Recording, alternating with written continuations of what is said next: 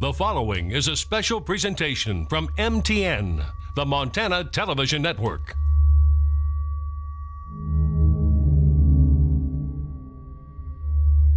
Since 1978, 14 bombings have occurred across our nation.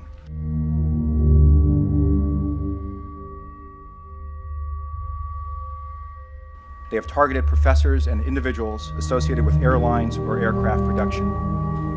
In 17 years, he's killed 3 people with his homemade mail bombs and left many others horribly maimed. Thus, we've developed the code name Unabomber to refer to the bomber, and Unabomb to refer to the investigation.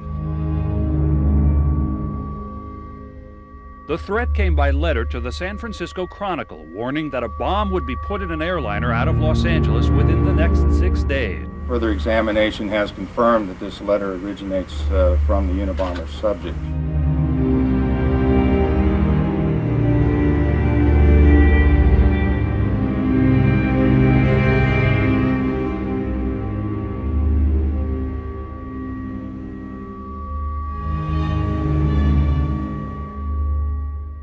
People around town were surprised to hear about the Unabomber suspect living in their small rural community. There's other people I would have thought were, if they're going to pick somebody in Lincoln, Montana, I'd have thought not him.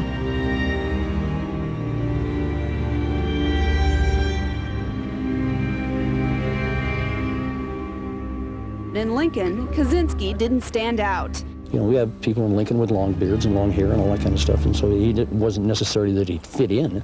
It was just that we have those kinds of people up here, and that's fine. Some are looking at the attention in a positive light, but hope it's short-lived.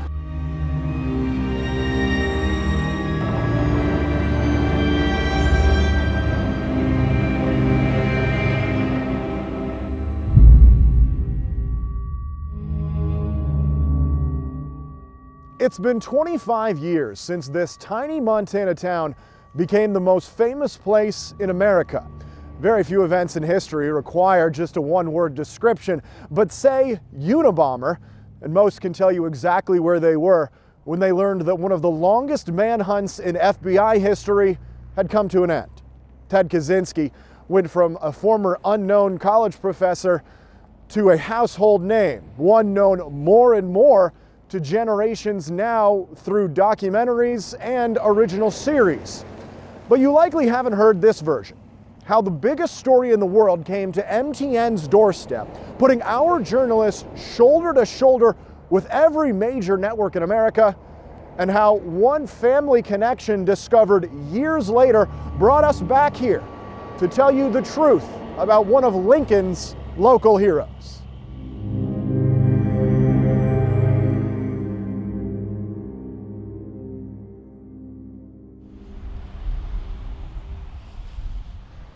You're entering hallowed ground here, Casey. This is it. There's the old desk. I would saunter in, yeah, just like that. And this is the exact desk. That is the desk. Let's just start with when you started here at KXLF. Which time? I interned here in college in 1974. I was just telling you about working here in the summer. I originally wanted to go into production, but the news director came and said, we got two interns, one of them's going to the news department, so you come with me. The purpose of this display is to see if the use of energy can be controlled by switches. I went and became the Capitol Bureau Chief for Color 8. Believe it or not, Color 8's office and the MTN office, we shared an office, and so they cherry-picked me and hired me away when they had an opening, and that's when I moved to MTN, 1983, so you do the math. I wonder where they got these old photos.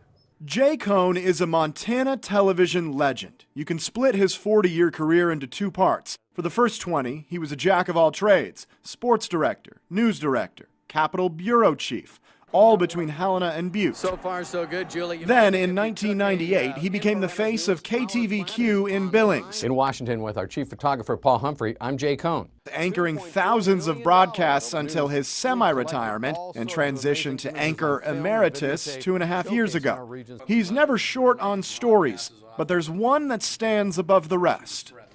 A convoy of law enforcement officers haul fugitive Freeman to jail cells in Billings. On March 25, 1996, after the FBI captured Montana Freeman leader Leroy Schweitzer, 10 of his fellow militiamen barricaded themselves in a compound on a ranch just outside Jordan, Montana, beginning an 81-day standoff with federal agents. The FBI, coming off two similar incidents the previous 2 years in Ruby Ridge, Idaho and Waco, Texas, that resulted in 83 deaths, were reluctant to treat this situation with the same force. They call themselves the, quote, Freemen. They don't obey laws. That created a made-for-TV atmosphere that brought every national news outlet to the Treasure State. Hundreds of federal peace officers and police are laying siege to a heavily armed compound in Montana. KXLF here in Butte had the uplink for CBS. So the network had called and said, we want to make sure there's an engineer there, the uplink is operating, we want to reserve it for tomorrow.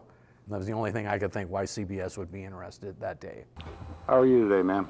That call came in on April 2nd, a day before CBS knew one of the biggest stories in the country would break, because they already had the story. A source had confirmed to reporter Jim Stewart that authorities were closing in on their top suspect in a 17-year-long case, with a raid on the man's small Montana cabin imminent. But before veteran anchor Dan Rather could deliver that news on the 3rd, CBS needed one more piece of information. You know, the idiom in news is like we need 3 independent confirmation for every little piece of information, especially when you're on a manhunt like that. Well, I got a phone call, I would say maybe early afternoon here, and it was from the CBS News Washington Bureau, and they said, we're looking to find out if this individual ever had a Montana driver's license, and if so, we'd like a picture of it. So I immediately called our Capitol Bureau Chief and said, Paul, do you know anybody at the DMV? I'm wondering if you can call up and find real quick if this guy ever had a driver's license. They were able to confirm that he had a driver's license, gave me his address, which I believe was a post office box, but the birth date is what was key. And so I called the Washington desk back and said, here's the date on it and his birthday, and the guy went, that's exactly what we needed, thank you so much, and hung up. I went, cool. I had no idea what that was connected to. Dan Rather reporting from CBS News World headquarters in New York. Good afternoon. There was a TV on in the newsroom. CBS News breaking into programming with a special report. There has been a major break in the case of the so-called Unabomber. This is Dan Rather. The Unabomber suspect has been arrested in Lincoln, Montana. And they put his name up there, and my jaw just went. Now I know what that phone call was about, but I was just stunned.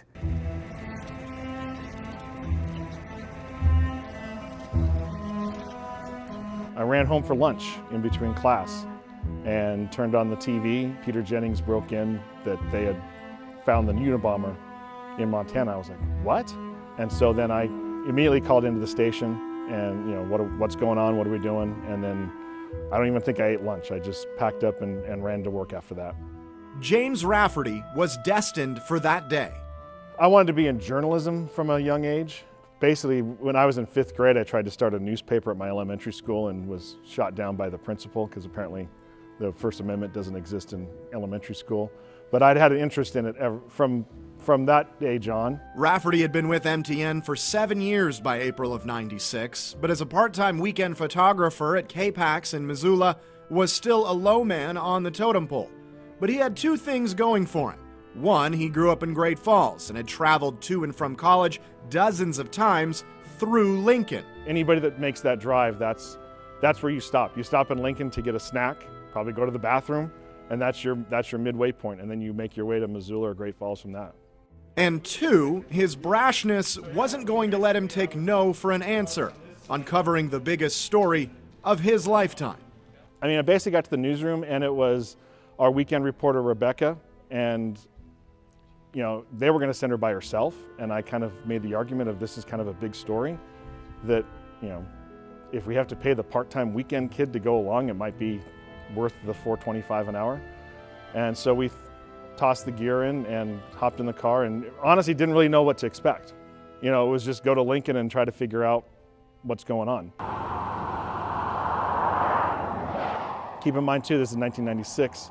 We didn't have a smartphone. We couldn't Google things on the way or get push alerts, you know, the first stop was the convenience store, because that's kind of where everybody congregates in Lincoln, and asked a few questions like, hey, so we heard that they caught the Unabomber, any idea where that might be? Well, I saw a bunch of people heading down this road, so we went down that road and saw police tape along the entrance for one road, and it was kind of a no-brainer that was where he would be. Media staked out this spot near Kaczynski's cabin all day. The suspect apparently lives up this road, but FBI agents won't let anyone through and will make no comment. What is your thought about how to cover this story? Are you turning on the camera and just saying, I just need to roll? Just roll on everything. Roll on everything that moves. Roll on the media that has converged upon that, because at some point that's going to be a story. And then a white Bronco came down,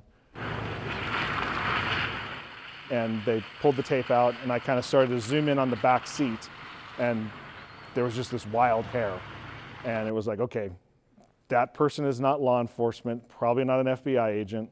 So just kind of zoomed in as tight as I could on him, and then followed the Bronco down the street. And then, we all knew that that's who it was. So then everybody just packed up and made a beeline back into Lincoln to figure out what our next move was. Well, we knew he was going to appear in court the next day, and somebody needed to go get him in court. But we also needed to get all of that footage back to get on our 10 o'clock news that night for the entire state. So what we did is we split up. I gave all of my tapes to the KRTV crew.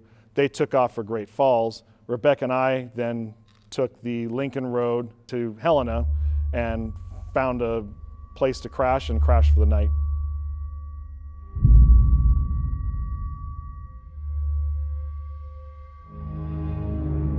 In that hotel room, Rafferty barely had time to process that he had just been on the front lines of history. At that point, the only people who had laid eyes on Ted Kaczynski were the handful of journalists on that road, the FBI agents who had finally captured the domestic terrorist they'd come to call the Unabomber, and a local Forest Service ranger named Jerry Burns, who kept one of the biggest secrets in the world from just about everybody who knew him.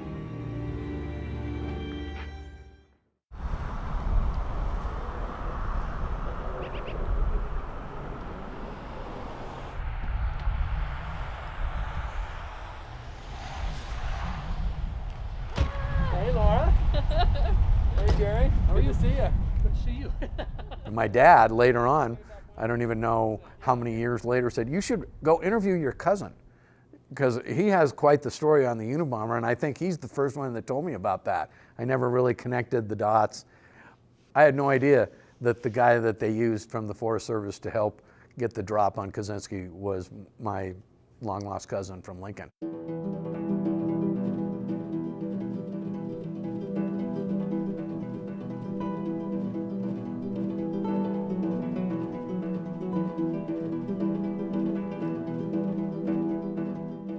Burns has lived in Lincoln nearly all his life and always had his eyes set on protecting its surroundings. After college and a year fighting in Vietnam, Burns came back to join the Forest Service, originally starting on a trail crew, but eventually moving to the law enforcement side. I went to the academy down there in Glencoe, Georgia, and everything, and came out a law enforcement officer at that time. Yeah. And then I was part-time law enforcement and part-time in the backcountry. So. Yeah. That background led Burns to meet a number of Montana Special Projects officers, including members of the state's FBI team, and was the reason his name was at the top of the list of local contacts when the Bureau descended on his town. Agents had zeroed in on Kaczynski as their #1 target weeks before the April 3rd raid, but needed a quiet place to plan. That place turned out to be the Burns' living room. Yeah, they would come in the evenings and meet with Jerry, yeah. What was that like for you? Oh, it was so funny because they didn't know what to do with me, I was just kind of on the side, and so I'd say hello, and then I'd kind of try to hide in the back of the house. We had a lot of meetings down at the house here, and Laura went in the back room.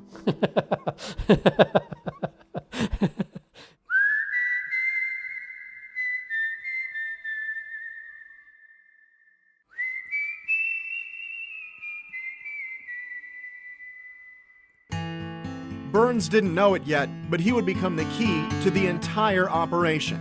The FBI needed a local who knew the land well, because Kaczynski knew it better than every agent. Officers knew Kaczynski had constructed numerous hideouts surrounding his property 5 miles south of town in this thick, wooded area, so they needed to approach when he was inside the cabin. But that also presented challenges. For one, they didn't have an arrest warrant, just a search warrant that finally came through the morning of the 3rd. That gave the FBI the green light. But at the pre-raid meeting, Burns made a call that changed the entire story. They were going to surround the cabin and bring them out that way, and I said, no, I said, I think the best bet is to us three go up there as a survey team. Jerry said, you know, it's April, the snow's crunchy, and he's going to hear you a mile away because he's been living up there in isolation. So the best way is to approach him directly and talk to him about his property line. Of course, it's one thing to come up with the plan.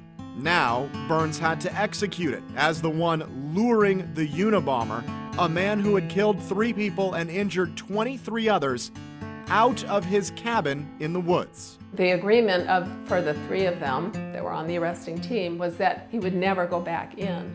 Max Knowles and Tom McDaniels and I walked up to the cabin, and I knocked on the door and said, Ted, are you home?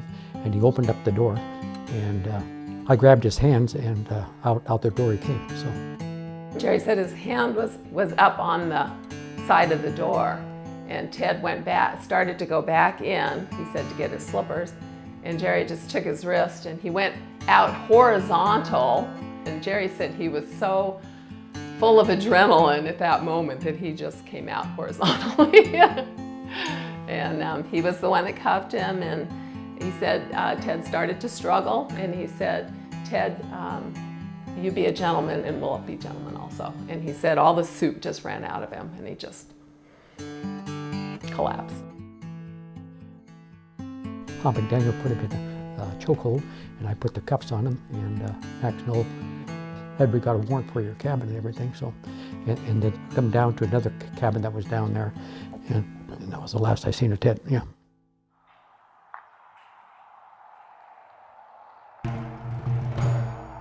We got up and we made sure we were here at that time was the federal courthouse to get his arrival at court.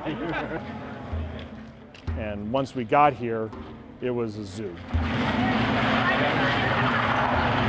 clear when we're talking through there, all right? Stay clear. This entire parking lot was full of, media from all over the place. I was very naive at the time that we were in a single line, so everybody's got their shot, and he'll come past me, and I'll pan along and get him going up the steps, and everything will be nice and orderly. Well, he took 2 steps, and that single line went from a line to a mob. And so, to be honest, I kind of was outside the pack. And then I was like, you know what? You've been waiting 8 years for this. You're not gonna just be shut out and have like a whole bunch of people's backs. How did you do it? How did you do it? At that time, the larger media had what's called beta cams. So everybody had these smaller, shoulder mount cameras. I still had the small market, giant 3/4 inch deck and big cameras. So I kind of used that to my advantage and just kind of started to swing that deck around and knocked a couple people out of my way.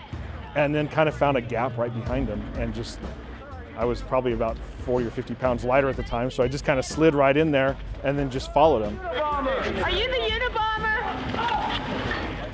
It was kind of being in the right place at the right time, as far as being able to get the right shot along with our network to get a good sequence of what's happening. But then also, camera operators don't usually end up on camera. So you're like, oh yeah, I was there for that event and I was behind the scenes. You rarely ever see yourself. Well, now every time there's a documentary on the Unabomber and they get the footage from CBS, I'm like, okay, 3, 2, yep, there I am. In his first court appearance, 53-year-old Theodore Kaczynski spoke softly but clearly, telling the judge he cannot afford his own attorney. At that time, we had a bureau in the basement of the Capitol, so we were able to then work out of there and feed all of our stuff from there. Officials admit this hearing is a holding action. You can't have cameras in federal court, so you have to do court sketches. And again, you couldn't just scan the court sketches and send them, you had to shoot them with a camera. So they came racing down into the basement of the Capitol with, 3 or 4 sketches of like, how do we get these to New York in 20 minutes? So we put them on a music stand and fired up my camera and hooked it up to the outgoing signal from Helena, got New York on the phone. They had a satellite, and we basically were just shooting all the court sketches for CBS Evening News that night. And they turned them around like 15 minutes later, and that was Rather's lead that night. Have you ever felt more pressure reporting a story?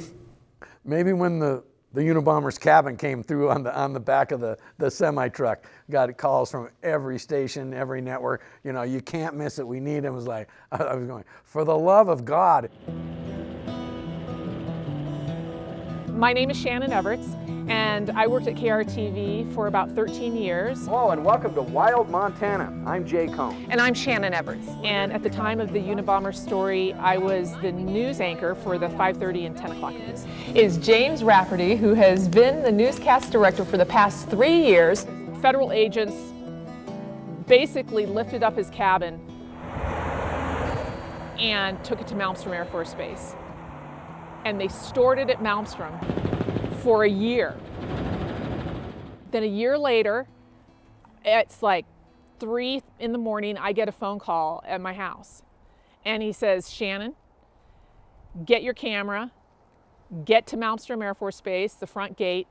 They're going to be moving the Unabomber cabin. We sat at the front gate. It was freezing cold, waiting. And we're like waiting and waiting and waiting. And then all of a sudden, here comes this huge semi with a flatbed. And the Unabomber cabin is draped in a green tarp. And it's laying on the flatbed. And it comes out of Malmstrom Air Force Base.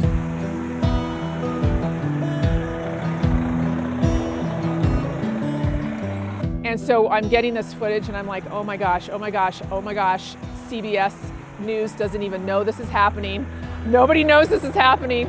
And it rolls past me, I get the footage, and then I throw everything in my car and I go up to 10th Avenue South. And I park on the side of 10th Avenue South and I set up my gear and I'm just scrambling. And I get all set up and the sun is coming up and the truck is coming down 10th Avenue South with the Unabomber cabin on the back with this unbelievable sunrise. And I get this shot and I'm just so excited and I throw everything in the car and I scream up to KRTV and I go back to the back room and I'm like, get Butte on the phone, we're gonna send this video to CBS News for their morning show. And we did. We linked up and they had it live and they were the first ones to have that footage. And then Dan Rather that night, he opened his whole newscast with the footage of the truck going down 10th Avenue South with the Unabomber cabin on the back. As jury selection was rolling along today for the Unabomber trial of Ted Kaczynski, so was a key piece of defense evidence, and it was quite a sight. For it to be the opening shot for Dan Rather was incredible.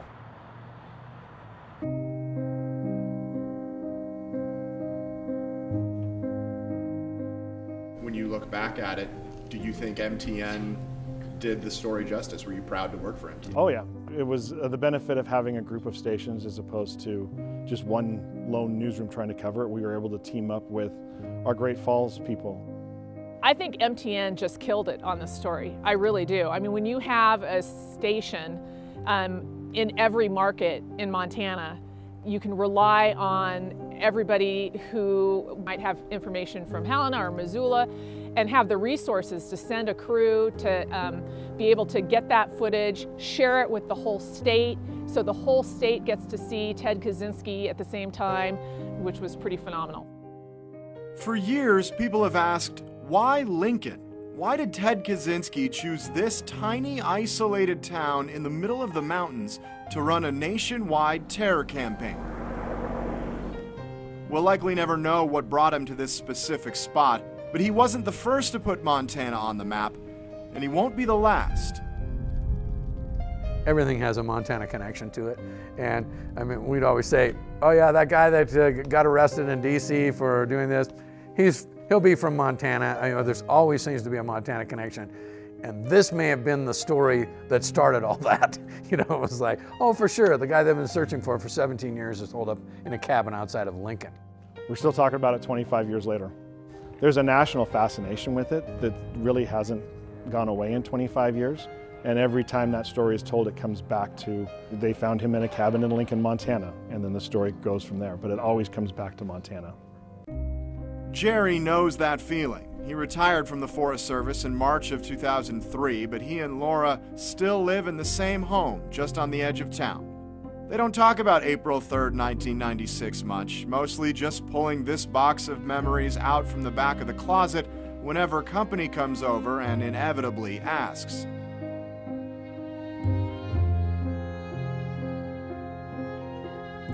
One particular highlight, a note from FBI agent Tom McDaniel that he called a tribute to Jerry Burns.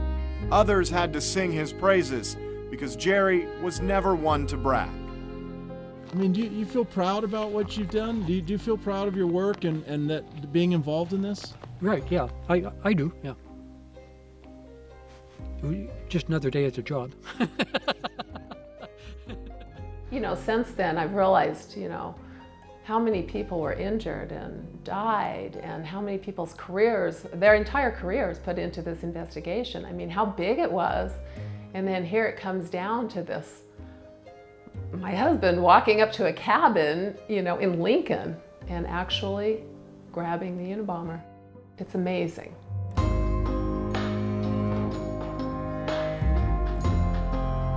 Not everyone is given the opportunity to show, you know, how they really are in a situation. And he's numerous times been given these situations that you could fail or you could succeed. And he has succeeded every time. So, I know, I'm very proud of him. Kind of makes me emotional.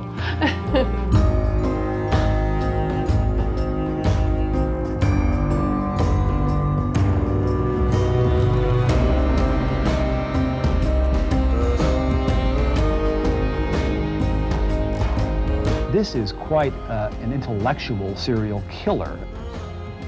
The most intellectual serial killer the nation has ever produced. The presence of the FBI and the attention from numerous media have caught the people of Lincoln off guard. They say it's hard to imagine the Unabomber living here.